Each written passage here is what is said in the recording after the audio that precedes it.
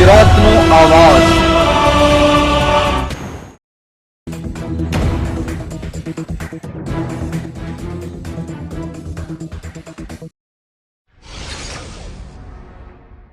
ભરૂચ જિલ્લાના વરડિયા નજીક ટેન્કર ખાબકતા અફરાતફરી મચી જવા પામી ટ્રાફિક જામના દ્રશ્યો સર્જાયા।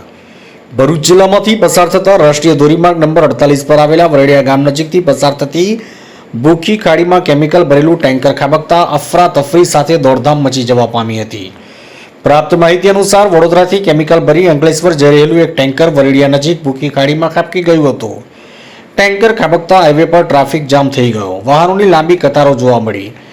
ઘટનાની જાણ થતાં પાલેદ, નબીપુર તેમજ ભરૂચ જિલ્લા ટ્રાફિક પોલીસ અને NHAIના કર્મીઓ ઘટના સ્થળે દોડી આવ્યા। સર્જાયેલા અકસ્માતમાં ટેન્કર ચાલકનો આબાદ બચાવ થવા પામ્યો। સદનસીબે કોઈ જાનહાનિ ન સર્જાતા લોકોએ હાશકારો અનુભવ્યો હતો।